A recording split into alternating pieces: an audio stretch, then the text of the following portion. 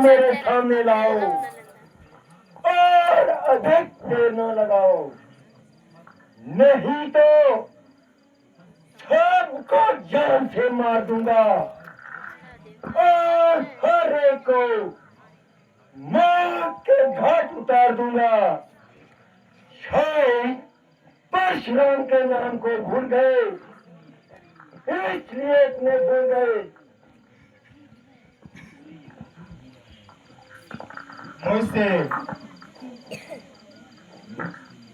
मुझसे ये कसूर हुआ है और मेरे हाथ से ये बोधा पुराना धनुष चकनाचूर हुआ है। क्या तुम्हें मौत की परवाह नहीं थी या जिंदगी की चाह नहीं थी? बेशक खतावार हूँ, जो सजा दें सजावार हूँ। अच्छा, अभी बताता हूँ और इसे मौकत का मजा चखाता हूँ। हाजी महाराज, क्यों गेंद की नाई उछल रहे हो और बिना बात म्यान से निकल रहे हो?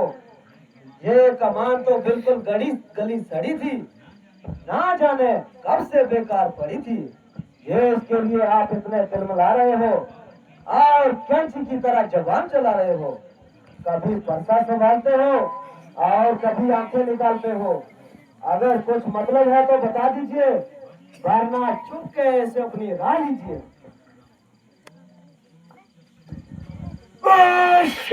चशम गुस्ताख क्यों चिड़चिड़ करता है? शायद तुम्हारे कहो गर्दन से नहीं डरता। क्यों मुझे नहक सा दिला रहा है और अपनी मौत को बुला रहा है? बड़े बड़े बहादुर मेरे नाम की दुहाई देते हैं और मेरे सामने से भागते हुए दिखाई देते हैं। तुझे बालक जानकर तरस खाता हूँ, इसलिए शस्त्र नहीं उठाता। मगर बकरे की माँ कब तक खैर मनाएगी? आखिर तेरी जान मेरे हाथ से ही जाएगी बच्चे। सामने से चला जा, वरना कच्चे को चबा जाऊंगा। तुम इसको मेरी आंखों के सामने से दूर ले जाओ, वरना बड़ी दुर्गति बनाऊंगा। तुम अपनी आंखें बंद कर लो, मैं खुद ही नजर नहीं आऊंगा।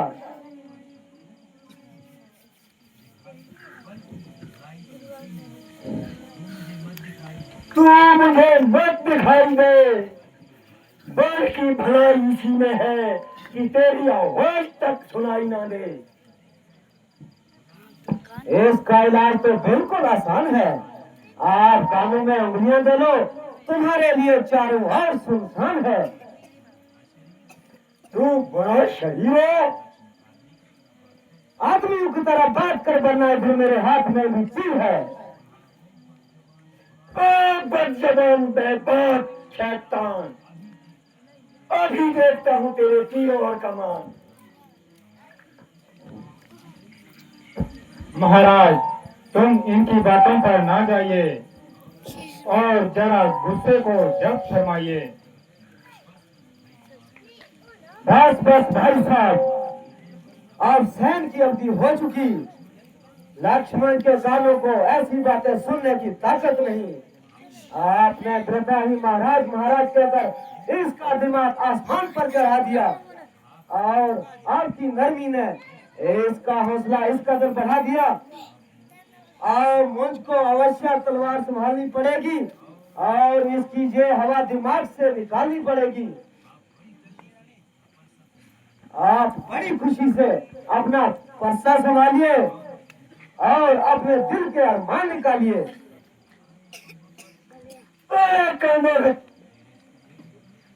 तेरे सिर में ये क्या हवा समाई है? मालूम होता है तेरी मौत ही तुझको बुला रही है। बड़े बड़े शूरवीर मेरी बहादुरी का सिक्का मानते हैं, तरह मानते हैं। मौत से क्षत्रिय भी मेरे हाथों मारे गए और मृत्यु के घाट उतारे गए। सामने आया, कदापि जिंदा जाने न पाया। यार की ऐसे ऐसे योद्धा मेरे मुकाबले में बेहतर न ला सके और मेरे सामने गर्दन तक न उठा सके, तो तेरे जैसे बच्चों कच्चू की क्या हिमाकत है। ये मेरे लिए तुझ सी बात है। अभी जरा परसा हिला दूं तो तेरे जैसे हजारों को जमीन पर सुला दूं। किंतु तेरा कसूर नहीं है, इसलिए मुझे तेरी जान नहीं लेनी है।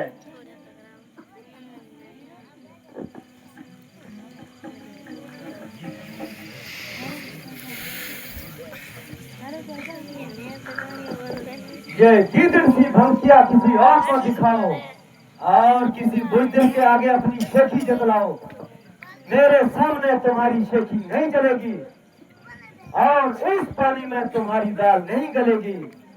वास्तव में आज तक तुम्हें किसी से वास्ता नहीं पड़ा होगा और कोई ऐसा ही बुजदिल होगा जो तुम्हारे सामने नहीं अड़ा होगा।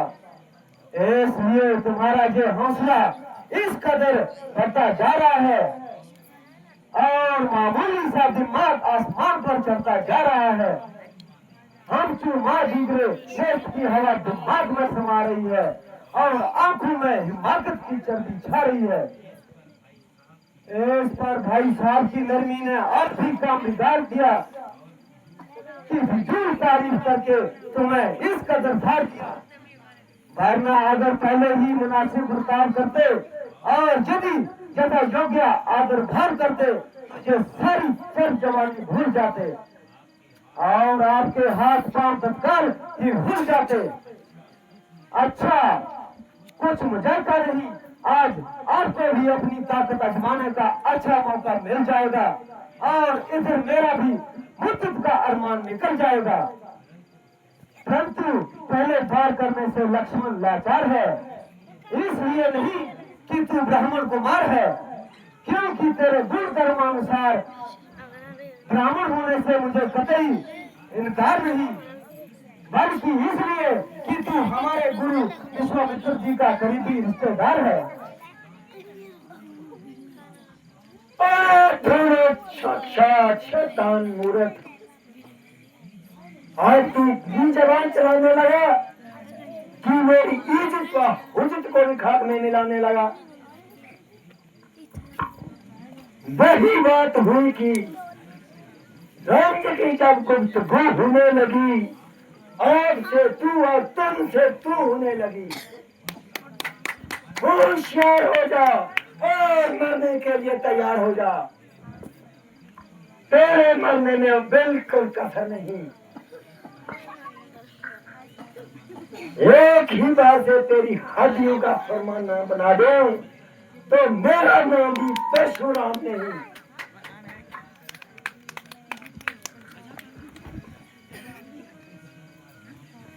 जब आपको इसके कसूरवार होने में इनकार है तो इससे आपकी फिजूल तकरार है। मेरे क्या क्या है, ये खुद ही बात का तालवेदार है। लक्ष्मण, तुम इनको अधिक ना सताओ, जरा इधर को जाओ। महाराज, जरा गुस्से को थाम लीजिए और मेरे साथ कलाम कीजिए। पहले तुम उसको मेरी आंख से दूर कर दो और फिर यहाँ से काबू कर दो। इसका इलाज तो मैं पहले ही बता चुका हूँ। देखो देखो, ये फिर बोलता है, मैं हक देश में देश बोलता है। अब ये कदापि नहीं बोलेगा। कहिए, क्या आज्ञा है? क्या बस तुमने जो तुम्हारा ही कसूर है? बेशक जो दंड आप दें मुझे मंजूर है। मुझे संदेह है कि तुमने ये धनुष उठाया है। तो आपने मेरे बल को कब आजमाया है? लीजिए, ये मेरे पिता के पितामह ने मुझे धनुष दिया था, जो साक्षात श्री हरि विष्णु का पिनाक धनुष है। इसका चिल्ला चढ़ाकर कमान कीजिए और मेरा इत्मीनान कीजिए।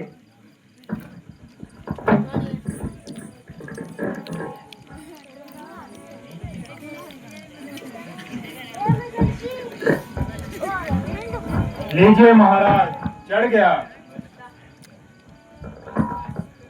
बस बस महाराज, उतार लीजिए, मुझे इत्मीनान हो गया। मगर मेरा इत्मीनान तो नहीं हुआ। तुम्हारा इत्मीनान कैसा? मेरा इत्मीनान ऐसा कि मेरा तीर जब कमान की जद पर चढ़ जाता है तो बिना किसी की जान लिए वापस नहीं लौटता। तो प्रभु जी किसकी जान लेगा? आपकी लेगा, और किसकी? नहीं प्रभु, मुझे क्षमा कर दीजिए, मैं आपको पहचान न सका।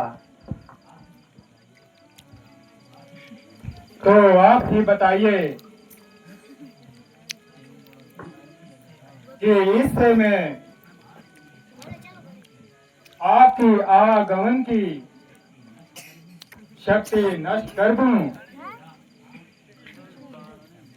या आपकी तपोबल से अर्जित जो पुण्य कर्म है उनको नष्ट कर दूं? प्रभु, आप मेरे आवागमन की शक्ति पर वार मत कीजिए, क्योंकि जब मैंने सृष्टि को क्षत्रिय बहन किया था और मैंने जो सृष्टि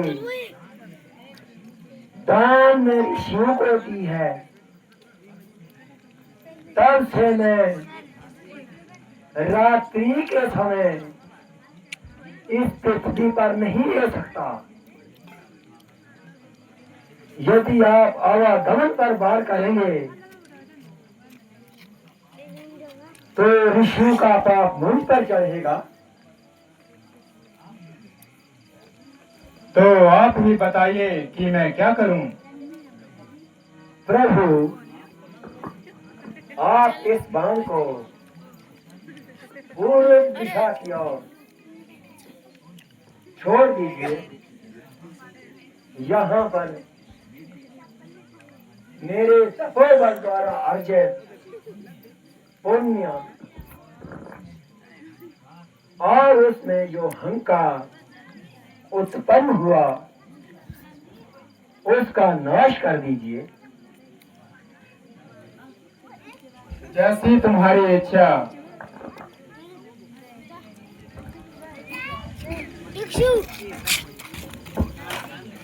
राजन,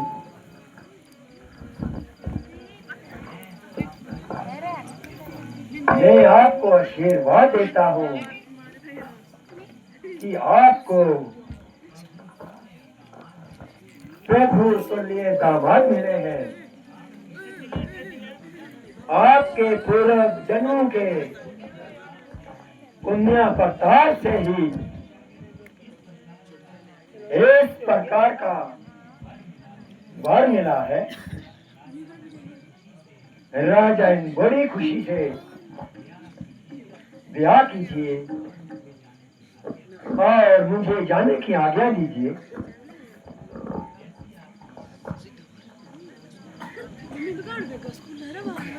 जैसी आपकी आज्ञा। त्रिदेव,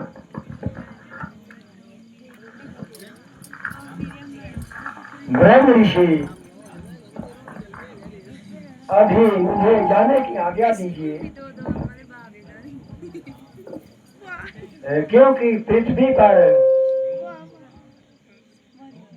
दो राम नहीं रह सकते, इसलिए मैं वापस अपने स्थान जा रहा हूँ।